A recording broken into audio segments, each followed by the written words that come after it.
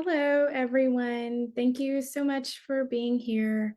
My name is Kate Gaskin, and I just wanted to talk a little bit for a moment about who I am, where I'm from. So I grew up in Alabama, and my spouse is in the military, and so we've lived kind of a lot of places, but for now we find ourselves back in Alabama, which is really nice. I'm close to my family again, which I really appreciate. I just finished a PhD program in English, and I to keep myself busy, I'm a freelance editor and a program director. So I am the director of the Adroit Journal Summer Mentorship Program for high school students. And then I also am an assistant poetry editor for Texas Review Press, which keeps me really busy. I have two kids. My oldest is 14 and my youngest is 3. Um, and yeah, and then I'm obviously a poet and a writer as well. And I'm here to talk about my newest book of poems. It's my second book, A Red Knock Knocking Like a Heart. Um, it is out from LSU Press just at the end of February. It's gorgeous. I'm so excited that it's here. Um, the cover art is this beautiful photograph that a good friend of mine took of her son, actually. And it's just, she takes the most wonderful, beautiful, candid photographs of her family, her house, her children. And I really am a big fan. So it was wonderful when she said yes and let me use the photograph as the cover, and wonderful for the press to greenlight it as well. There's a lot of heavy stuff in this book, a lot of sadness and grief, but there's also a lot of joy and wonder and playfulness in the poems as well. So I thought that the cover does a good job of showing that. Um, okay. Oh, one thing I did want to say before I kind of jump in and start talking about the poems from the book is I'm a poet who I do write from autobiography. I'm write about things that happened to me in my life. But when I write the poems, I don't necessarily consider them like nonfiction or straight autobiography. They are poems. I do change events as they occurred sometimes in order to serve the poem and to serve what I'm trying to do with the poem. And so that's something that I think is confusing sometimes for people. That even though like pretty much everything that I write about in the book did actually happen, it didn't always happen exactly the way the poems present it, in the same timeline or the same people. I do rearrange things in order for the poems to succeed individually and also across the manuscript. Okay, so what I would like to do is read a few of the poems and also talk about them. And in order to introduce the book a little bit better, I need to tell you about a few things that happened to me and that sort of appear in the book and are important to the book. So one of the things the book is about is it's about my eldest child. He's 14 now. It's about his autism and ADHD diagnosis when he was 6.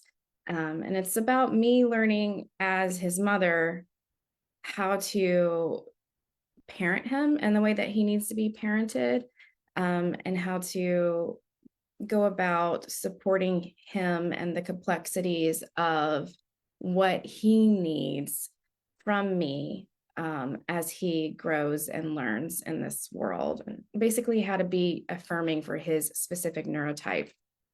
He wasn't diagnosed until he was 6, and the way that he was diagnosed was basically he just sort of fell apart when he went to kindergarten. It did not go well. He was very, very emotionally distraught and dysregulated, and it was really, really terrible. It was very hard on him, and it was hard on our whole family. So when we eventually we got the ADHD diagnosis first, and then after that we got the autism diagnosis. It helped me to recalibrate what I was doing to parent him and support him, and that was something that everyone in our family really needed. Okay, so the first poem I'm going to read is actually a sonnet. It's an American sonnet. And I took a lot of stereotypes of autism and what we think of autism and being like classically autistic in the broadest sense. And these are again like stereotypes. And I put them in a poem, and I played with those stereotypes, and I tried to subvert them in specific ways in order to show the humanity of the little boy that this poem is about. The title is What He's More Than. A flock of common symptoms rising from avoidant waters, 2 feet that constantly stumble, an awkward and irregular gait, a robot in the shape of a boy, in the shape of a dog, bounding over lupine-studded fields, a dark forest patched with spider webs and broken down archaic computer parts, limited fixations, a cat sprinting to feel the wind's sweet breath, a lamp's incandescence, a trampoline's slingshot propulsion, a loss of speech, a flat affect, a sudden burst of starlings from a chokecherry tree, a spinning top, a spinning wheel, yarn unraveling from a favorite sweater, toy cars arranged in a mile-long queue, a tendency toward self-harm, a tendency toward tenderness, a tendency toward tight tendons and tiptoeing feet, a ship washing back and forth on the sea, a child holding a light in the dark. I'm always trying to write sonnets, and I feel like I'm always failing. And this one is an American sonnet because it doesn't rhyme. It doesn't have any kind of rhyming pattern. It's just 14 lines, and it's got a volta at the end. And I split it in half right at the line break is right after a trampoline's slingshot propulsion, as a cute little visual cue to sort of show that buoyancy of a little child bouncing on a trampoline, and the joy and freedom that you can get through that image. I had a lot of ethical feelings of ethical concern writing about my oldest child and his diagnosis, and most of the poems that I wrote about it, I wrote about it from the time period where we didn't really know what was going on with him, and we didn't know how to support him or what to do. And we made a lot of mistakes, and I'll just speak for myself. I made a lot of mistakes before I knew better. I had to go on quite like the journey of self-education to figure out how to be the best parent for this particular child, because pretty much all parenting techniques that are recommended for nearly all children backfired. They just didn't work for him. But he's such a lovely boy turning into a lovely young man, and he has this just I think I used the word light to describe him several times throughout the book. He just has this light shining from him, and I wanted to capture that. And I also wanted to hold myself, I think, accountable for some of the mistakes that I made before I really knew how to support him and how to parent him and how to be there for him. But one thing I did try to do throughout the poems was to use a lot of nature imagery and a lot of beauty and a sense of playfulness sometimes to show that this child, even though this child is often troubled, this child is struggling, this child is being failed by the medical establishment. This child is being failed by his schools. This child is being failed by his parents oftentimes, but this is a child who belongs to the world and belongs to nature and belongs to the natural order of things. And so most of the poems that I wrote with my eldest child in mind have tons and tons of plant life, animal life, just lots of images of flowers and trees and lots of ocean imagery. Our family lived in Pensacola, Florida for several years, and everyone, my eldest child loved it. He loved swimming in the ocean, and he loved being in the bay and seeing all the critters. And so I have a lot of those images too. Okay. The next poem I want to read is going to take us into what the other part of my book is largely about. And it's the first poem in the book, In Jezero Crater. So a little background information is that in 2020, when the pandemic had begun in earnestness, our oldest child, we had to, of course, he couldn't go to school. He was learning from home, but it was not going well because it was like iPad learning. He has ADHD, he's autistic. He just could not pay attention. He could not learn in this way.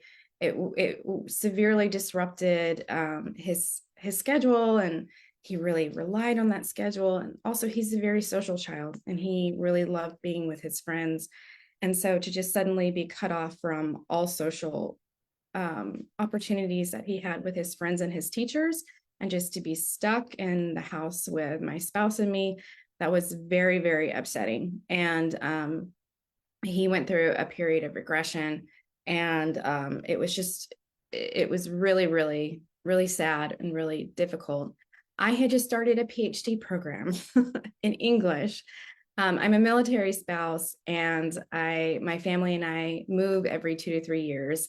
So I had been trying for like probably 15 years to get into a PhD program, specifically this one, the University of Nebraska at Lincoln, which we were stationed in Omaha, which is an hour away, several times.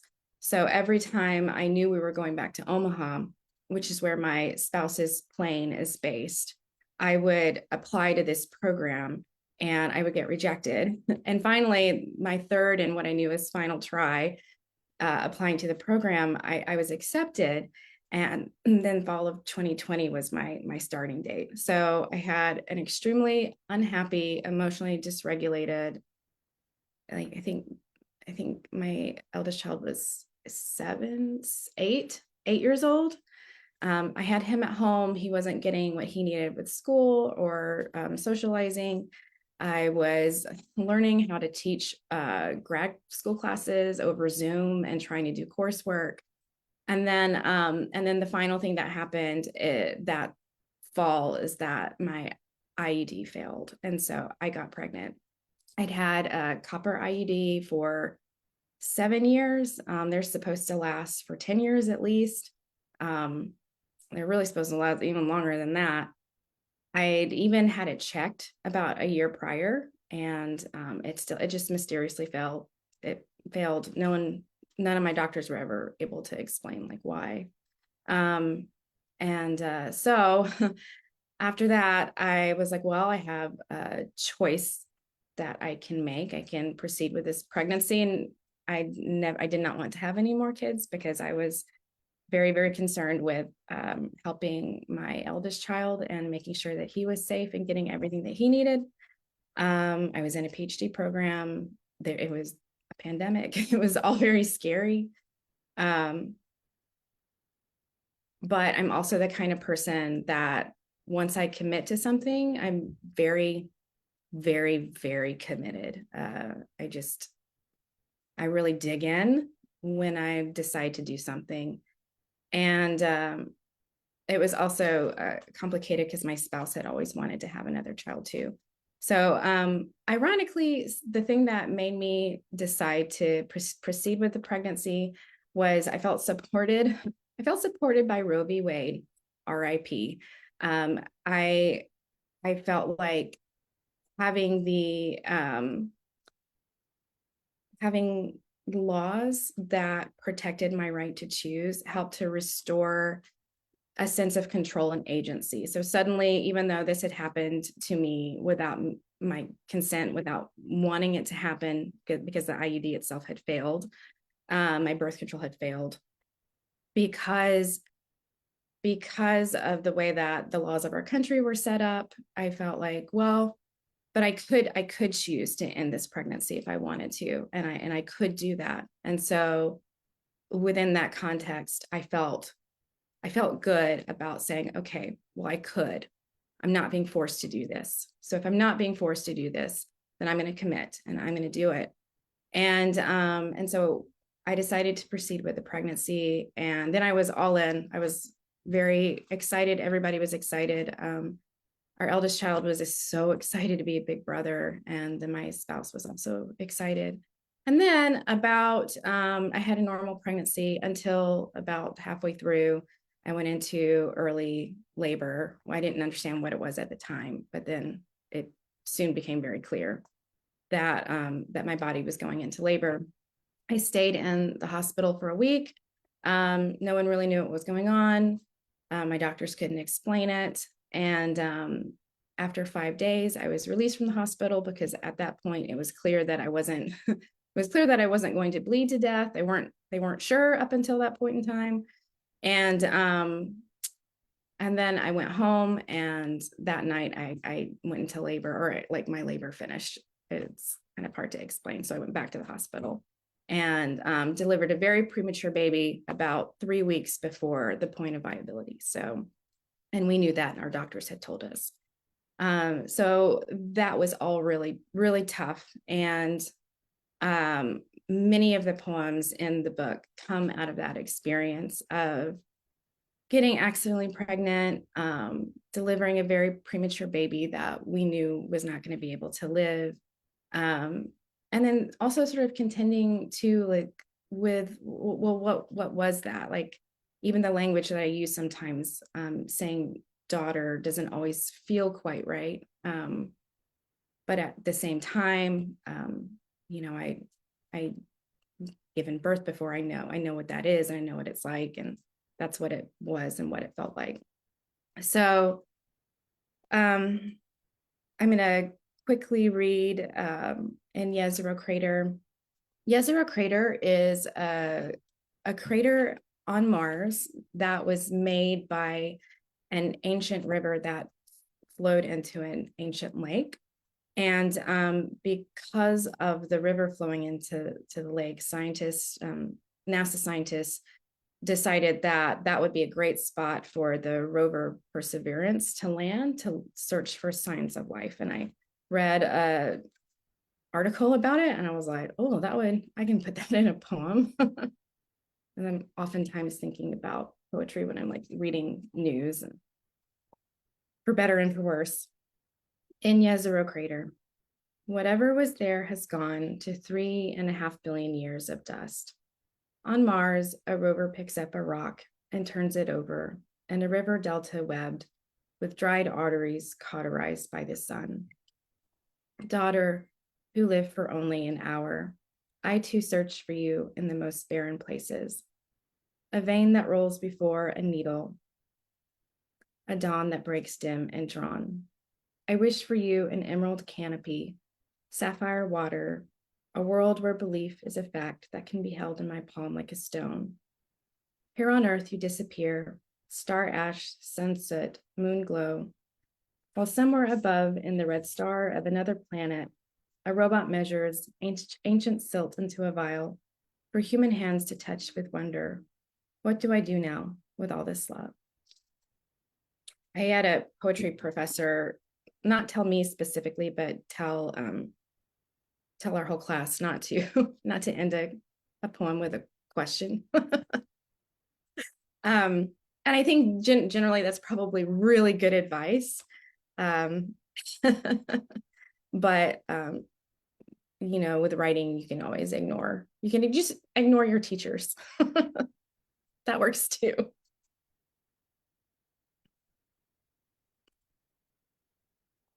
Okay. The next poem I'm going to read is Pastoral with Pink Horses. This is one of those poems that the events really did happen, but they happened differently than how the poem depicts that they happened. So in the poem, the speaker, who is me, and her spouse take our eldest child to go see some horses. But then what really happened was that it wasn't my spouse who took our 14-year-old to go see horses. It was my mom and me. So I was visiting my parents. I think my spouse was, I don't know where he was. Where was he? Some sort of like training or deployment that he was doing for his job. And I we went to go see a friend of my parents had some Appaloosa ponies or horses. And so I was like, we'll go take Dax and we'll look at those horses and that'll cheer him up. And then it wasn't what I expected. And so this is a poem about things not being how you expect them to be. Pastoral with Pink Horses. It was deep summer. The grasses were all golden. Amber bales of hay, rolled tight as cinnamon buns, lay dotted around a lone field oak with horses grazing between. Years later, after we were married, after the birth of our son, the death of our daughter, we went to see a neighbor's Appaloosas, thinking they'd be prancing the white fencing of their pen, a lush rug of green grass unspooling down to a cobalt fish pond. Idyllic, but the horses had less than a quarter acre to pace back and forth on land that was worn of all grass. Anything green was shorn down to the red clay, so that the horses, which were spotted fawn and cream, had stained themselves pink with their rolling.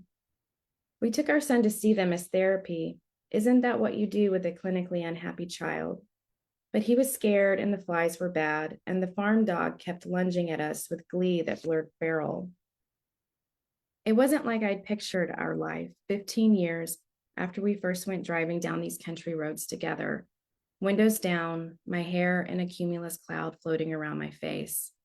Could it get any better, falling in love in September, when even the air was honey, even the water was honey? Knowing now what I know about how things would go, the hospitals and doctors' offices, the flickering fluorescent sorrow particular to rooms where diagnoses and babies are delivered, how death came, and life too. Well, what was there to do that day except watch pink horses and their little pen under pines that stretched all the way, I swear, to something as awful, as luminous as heaven. The horses really were pink, so that's not something that I made up. And it was such a striking image to see these like pink horses. I was like, I have to write a poem about that. Another thing with this poem is I wanted to challenge myself to end a poem on like an abstraction, like an image that's also abstract instead of particular, because one of my very favorite poems of all time, which is called The Abduction by Stanley Kunitz, it ends with this like abstraction that just is such a gut punch. The last two lines are, "What do we know beyond the rapture and the dread?" And I think that's just the most gorgeous ending of any poem ever. So I wanted to challenge myself to do something similar. And that's why I ended the poem that way. Okay, the next poem I'm going to read is about trying to decide, like when our daughter died, we had to make the decision about whether to choose to have another baby after that, which was felt pretty fraught. And so this poem is called Waiting for Water. I have a couple of references in the poem, one to the gorilla Coco and her kitten. And for those of you who remember Coco and her kitten. And then also those very lifelike baby dolls called reborn dolls. Okay, Waiting for Water. Suddenly, I understood the gorilla's kitten, given to her after she signed baby, and then cried in the spare concrete pad of her enclosure. I understood, too, certain women's obsessions with dolls painted to look like alarmingly real babies, exact in facial folds of fat, clear blue eyes, and Cupid's bow lips. It's not that I thought I could replace her, but my body, so recently busy knitting the bones and skin and strands of DNA into her perfect tiny hands, needed an occupation. Like a cup, sitting on a table waiting for water. It was like that, needing to be used for that one specific purpose, to quench a thirst, to be filled all the way up. Those reborn babies, I confess that I've never really understood them. And I always found them to be a little weird, maybe a little creepy. I think many people do. But then grief can make you really weird. And so I really sort of understood their appeal afterwards. I can see how they can be just extraordinarily therapeutic in certain contexts. And it reminded me to be a more empathetic person.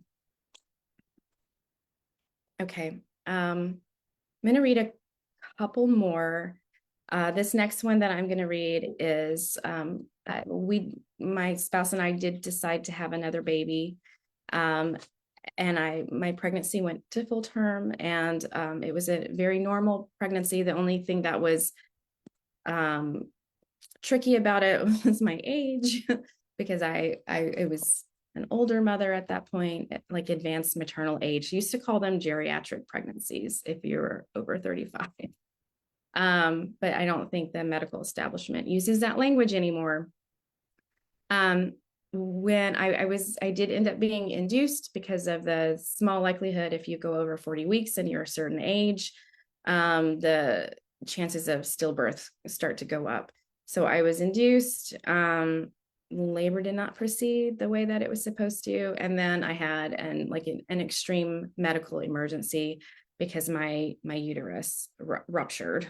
And I had an emergency C-section, and I was placed under anesthesia for that. Our baby was born not breathing. He had to be resuscitated and taken to NICU.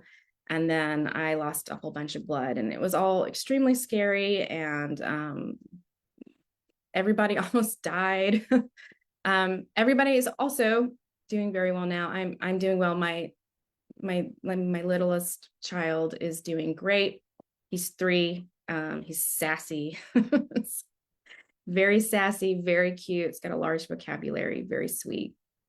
He's doing great. But it was pretty scary there for a little while. So this poem is called Rupture. The surgeon who saved my life said my uterus looked like a tomato that had been squeezed into soft, pulpy flesh, bursting from split skin. When my doctor arrived, I was already under, whiter and clammier than chicken skin beneath cellophane under sharp fluorescent lights. With her phone, she took pictures of it lying on a shiny surgical tray like a slab of raw meat, jagged along the side where it had ruptured. Later, she showed it to me as I sat on an exam table, my legs swinging under me like a child's. When I woke, all anyone could talk about was my colorless lips, my face, how I had almost disappeared. Where is the baby? I said over and over. Where is he? Like a tomato bursting, the surgeon said. If you'd been anywhere else, at home, or even at a smaller, more rural hospital. Your color looks better, my husband said over and over. The baby was intubated in an incubator. My husband showed me pictures.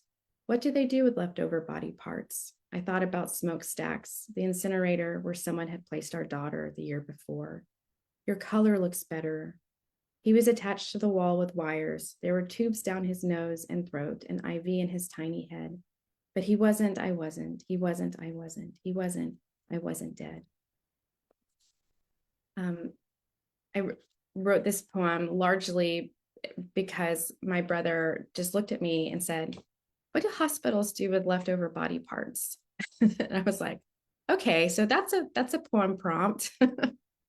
um, and and also just the complete surreality of going to like my first checkup afterwards with my doctor, and she was just like, do you want to see this picture of your uterus that I took on my phone? She said that she would delete it afterwards. I don't believe her, actually. But that was another like medical mystery. So my doctors could not tell me why that happened. And it was apparently very unusual because I had no warning signs, no like previous C-sections or anything that would put me into any kind of risk factor for my uterus to rupture. And then when it did rupture, it like ruptured extraordinarily dramatically. So my spouse always says that it's easy for us to get pregnant, but then like actually completing a pregnancy in a normal way is, I guess that's just harder.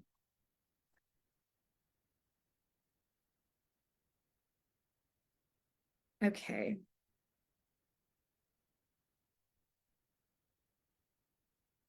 I guess I'll read two more because I have just a little bit more time.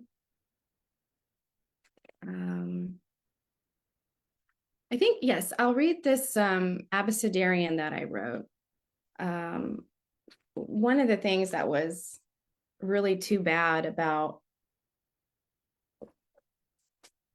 my experience giving birth to my youngest child, River, is that I'm just ridiculously educated about birth and about the way it works and the things that you should try to do in order to prevent sort of these interventions that often lead to this cascading effect that can lead to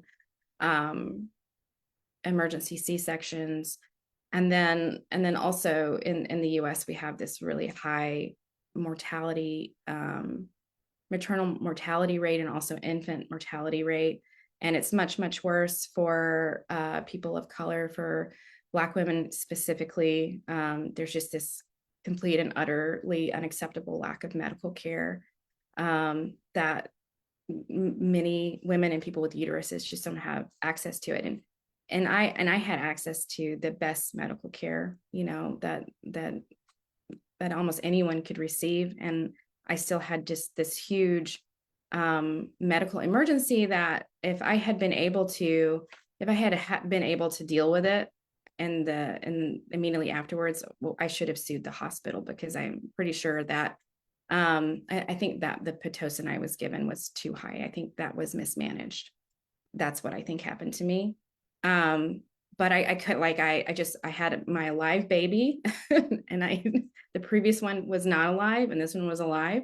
And I was also like grateful to be alive, because that was not a given either. And so I felt like I had to just be very calm and just keep my head down and take care of my baby for a while. And by the time I kind of like lifted my head up and looked around and really thought about what happened to me, I felt like it was really too late to do anything about it. So I wrote a poem about it. It's an abecedarian, which is an acrostic poem where each line begins with a letter from the alphabet in alphabetical order. Was there evidence of malpractice is the title. A good question, but I'm not sure. Healthcare being what it is in this country, being cut from rough cloth. Burlap, say, dyed scarlet. Statistically, I mean, I was in error, an anomaly, blood streaking the bright floor of the OR. A woman can go where she is told, be good, have all the right answers, and still not be in possession of her own mind, her own body, judged competent, trusted, her kind, I mean. They kept turning it up, little drip to make the contractions stronger, make them more frequent. No matter that suddenly they were too, oh, but I had done it before and knew what possible outcomes to expect. Afterward, I questioned my doctor. My uterus had ripped right up the side, she said. She said she'd never seen anything like it. When the first, then second, then third nurse turned up the Pitocin, I knew. Pain voraciously eating a black hole through the hot weather of my body. I didn't die, though I wanted to. X-rays showed the baby's heart, his lungs, his kidneys. You can't force a woman, or you can. Oh, I chose. I zeroed in on his breath, on his chest, moving up and down. Okay, and then I'm going to read just one more. I'm going to read the last poem in the book. I began the book with a poem about searching for life on Mars, and then the last poem is also about wondering about whether there's life outside of our world, somewhere else in the depths of space. Barack Obama says there is. Landscape with a possible unidentified flying object. All this glittering city, and yet we are still only animals in heat and the renewable resource of tears. Bodies will always make more room for grief. There's the known and unknown. Someone will hurt you by hurting himself. Apples make a healthy snack. A shower is a good place for crying. And sometimes in the sky at night, there are phenomena we don't yet know how to name. I'm tired of running down the same hallway of my handful of faults, never learning which doors lead to which rooms, and never mind, they're all locked anyway. I want to live in the mystery of what I can't describe, how time loops us back to our origin stories, each of us dragging our tin cans of sorrow behind. Give me a bouquet of unexplained lights, unzipping into the color of cornflowers above the gateway arch. I want to believe I can go beyond my own understanding of this plainly heartbroken world. It's starfish, wild fruit, and gleaming. And then there's an X-Files reference in this one that I felt like I needed to put in, that I want to believe. It's so hard to, I think it's hard sometimes to end a book and to begin a book and end a book, and because you want those two poems to like really do something very specific, and then they need to be like really, really good poems too. Like they need to be some of the best poems in the book. And I really wanted to end with a sense of like wonder and possibility, and again a little bit of playfulness, just to sort of give the book a little bit of levity, because it is about some really hard things. Okay, I think that's really all that I have to say about those specific poems, at least. If anyone has any questions, I can take those now. Hi, Kate. Thank you so much for that wonderful presentation, and for your poetry, and for just telling your story, and just your honesty. Those are gifts that we all appreciated here in the chat. I also want to thank everyone for tuning in. We got a lot of love here in the chat that I want to share to you. But I first want to say hello to Tara from tuning in from South Carolina, and I want to also say hello to Paul for tuning in from Pittsburgh.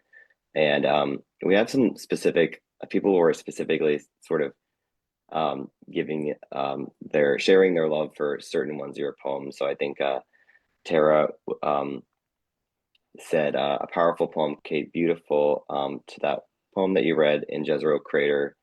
And we also got some love in the Waiting for Water and the Rupture poems. And that was from Carrie Wilson and Callista. So I wanted to share that. Thank you all for commenting. It means a lot. And I'm making sure to tell this to Kate, because just so everyone knows, Kate cannot see your comments. So I'm kind of like moderating that to her. So if you have any questions for Kate, we already have a couple questions here in the chat, but if you have any questions, please put them in the chat and I will definitely let her know. Um, Carrie Wilson also said, Jared said there is aliens too, definitely. So, I know that Jared says that there's aliens. I think he's right.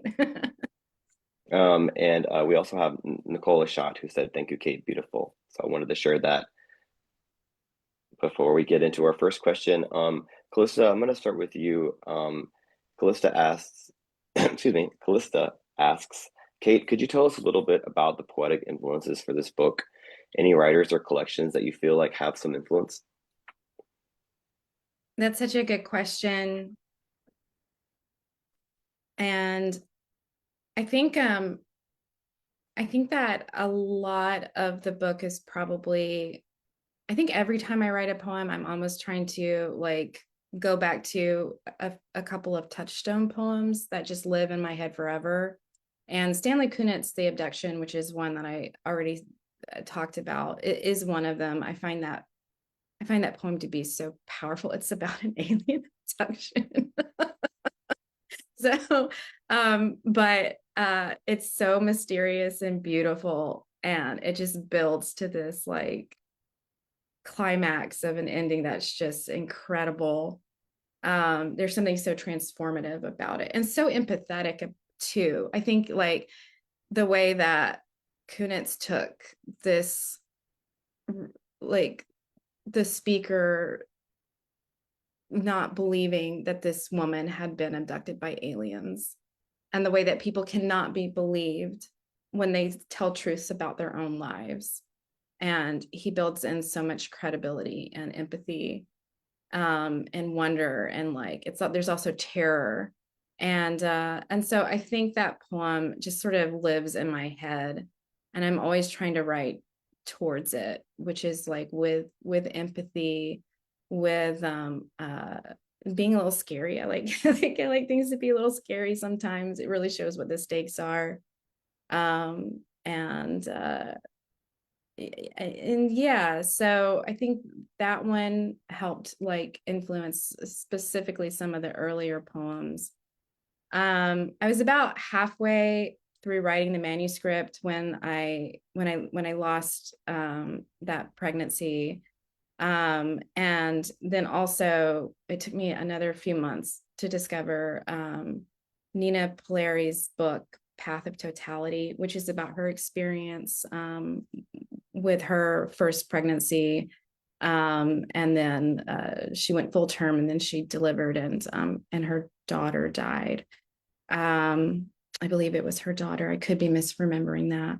And so as some of the most recent, not most recent, but the last series of poems that I probably wrote for the book had her work in mind as well. I'm noticing a theme here with the extraterrestrial, maybe ideas for a new collection. Yeah. Um, we have a question from Tara that I want to read. Tara says, thank you so much, Kate. We are grateful for your poetry. I agree. We were wondering if you could talk about your manuscript process. How long did it take to write the poems, and how did you decide upon organizing the poems in this order? And for everyone who hasn't seen the book yet, the book is divided into 4 sections, if I'm not mistaken. I well, something that I thought that I was going to talk about and then I forgot to talk about is that the book in Terranosis, because we were in the same PhD program, the book was written at the same time as I was completing my creative dissertation for my PhD program. So I think I would have written this book I know I would have actually. I would have written this book anyway, but it probably would have been like a different book. I think going through the PhD program, it did force me to probably write more poems, because I was writing for workshop, and then eventually I was writing towards my dissertation. Um, putting putting it together in a manuscript, I don't I don't know how anyone does that. I don't know how anyone orders a manuscript. I did it. I still have questions about whether I did it right. If I didn't have like a deadline where I had to turn in final edits, I would probably still be messing around with the order of the poems.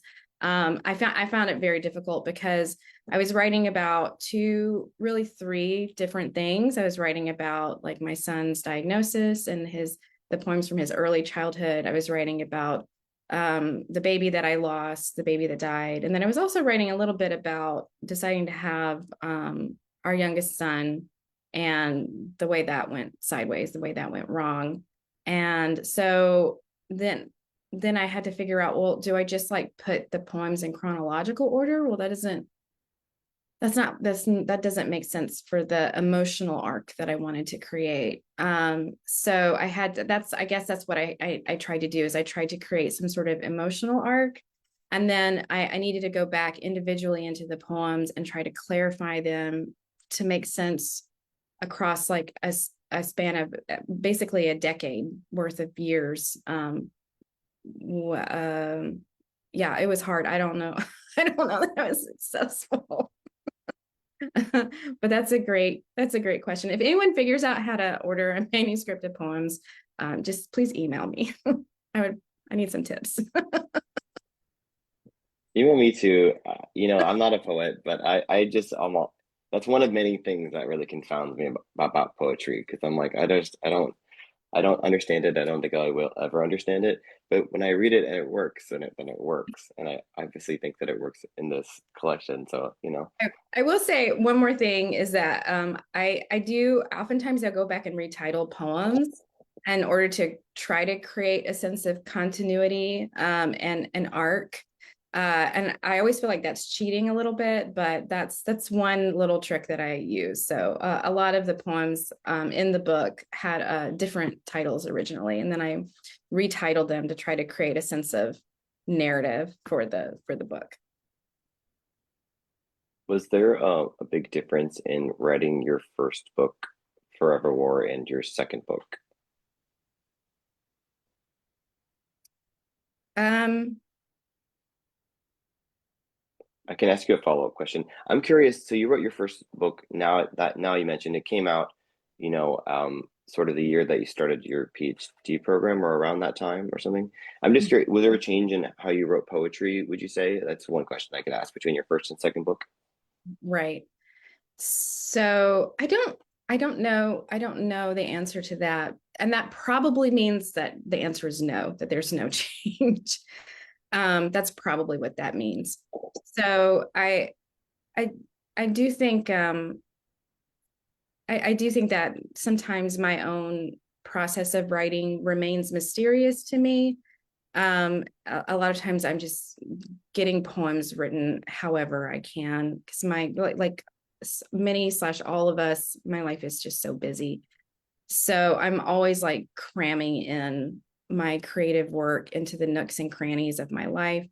I've never written differently. I know some people will do MFA programs when they're relatively young and don't have families or children yet, and maybe their only responsibilities are to go to school and to maybe teach in their program and write poems. And so I've never had that kind of uninterrupted, concentrated time to dedicate to poetry. And if I did have it, I squandered it because I'm sure I did at some point. I haven't always had children. But for whatever reason, I wasn't able to like find my way into poetry until after I had children. So I'm always just trying to get the poems down as I can, where I can, and how I can. And that leads to a lot of variability and inconsistency. But at the same time, I think after like now that I've published two books of poems, it's clear that I'm continuing to do it and that I am that I am doing it. So no, I don't think there's much of a difference. I think I'm probably doing the same thing in order to write both books. I've got a question here. That's um, Tara wrote, but they said it's either Chan or Sean. I'm not sure Sean. which it is, Sean. And the question is, could you speak to the relationship between healing and writing? That's a wonderful question. So for me, there's a direct link. However, I think there's an asterisk there, which is that just writing about something painful or traumatic is not automatic healing. And I think that is a different process that you have to do and go through. However, for me, writing about painful, traumatic things, it gave me a task immediately, which I was really grateful for, because everything was so chaotic in the aftermath of some of these traumas that my family and I went through. And so the fact that I had the ability to take this emotional chaos and situational chaos and organize it by writing about it was tremendously helpful. It really, really helped me give me something to do. It was very diverting into like a specific task that I really thought was beneficial and helpful. And there's a craft book called Poetry as Survival by Gregory Orr. And his whole, and Gregory Orr is just an incredible poet. Oh my gosh. One of the best to ever do it. And he has a whole theory that he's developed, which is that narrative poetry is as ancient as it is, not narrative poetry, but like poetry subjectively told from the eye. It's as ancient as it is because people are desperate to organize the chaos of their lives. And so if you give your that chaos some structure with the poetic eye and writing poetry about your life and the events in your life, it can definitely be therapeutic. And I do believe that, but I also think that you should also just go to therapy too, because that's that's probably also extremely helpful and something that I have done as well. Thank you for that, Kate. I actually have a follow-up question, which um, is there any advice that you might give to aspiring writers or current writers about writing about or through traumatic events? Um, I think I think just doing do it however you can do it. I Right. I will like say specifically about what I did and what worked for me, because I think that's a big part of learning how to write is not necessarily aping or copying what other people do, but figuring out precisely what you need to do and what works for you. And that can be hard, right? So for me, what I needed to do is I need to do several types of writing. I needed to do these very structured, organized poems where I applied technique and craft.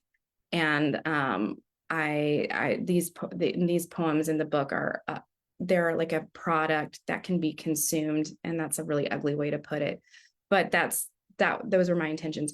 And then like I had a diary and then I had even another diary. I had like a formal diary, and then I had like a come apart diary. So I was like doing all these different types of writing, and that helped a lot. So the diary, which is kind of like this is what happened, and then the come apart diary, where I was like these are the crazy, chaotic, like swirling, often histrionic feelings that I'm feeling, and those are for nobody. No one will ever read those. But those were good composts, not only for my own healing, but also for going into eventually into the poems that I wrote. That's so helpful. And I never thought about separating my regular diary from my come apart diary. They're usually just the same. It's like today is just the come apart diary. Sorry, this keeps falling out. But that's a good idea. I'm gonna think about that. I've got two more questions here for you. And this is to say that for those of you who are tuning in, if you have anything to ask Kate, now's the time to put it in the chat. Um, One thing I wanted to ask you about actually, which is not directly related to this book, but it's sort of related, is you mentioned, um, that you're a very busy person, and one of the things you're busy with is this mentorship program that you do for a joint journal. So I was just curious if you could tell us about it. Tell us what it's like. Yeah. So the Adroit Journal has got this amazing 6 week long online mentorship where we take high school writers and we pair them with amazing poets, fiction writers, and creative nonfiction writers. And they get this one on one mentorship that is so valuable that I would have just loved to have as a high school student when I was in high school myself. And I direct the whole program. So I solicit and procure the mentors. And then right now, what I'm doing is I'm reading through hundreds of applications from high school students. And out of that, I'll create a long list that I'll winnow down into about, I think, 40. I think we're accepting probably 42 to 44 mentees this year. And then as we get closer to the summer, I will just facilitate and run the program and make sure, answering email constantly, making sure everyone has what they need. It's been a really great experience. I co-directed it with the longtime director before me, John Allen Taylor, who is himself a fantastic poet last year. I'm doing it by myself for the first time this year, but it's really cool. A really neat program. So if anyone has any high school or like rising high school writers in their life, please send them our way. You can go to the Adroit Journal's website, and we have a whole page that's just about the mentorship where you can learn more about it. Kate, we've reached the end of the Q&A portion, and the traditional last question that we ask our authors is, what are you working on now? Now that your second book of poems is out, what's next? Right now, I'm doing a lot of prose writing, in part in support of this book, but also just in general. And then and honestly, I'm learning.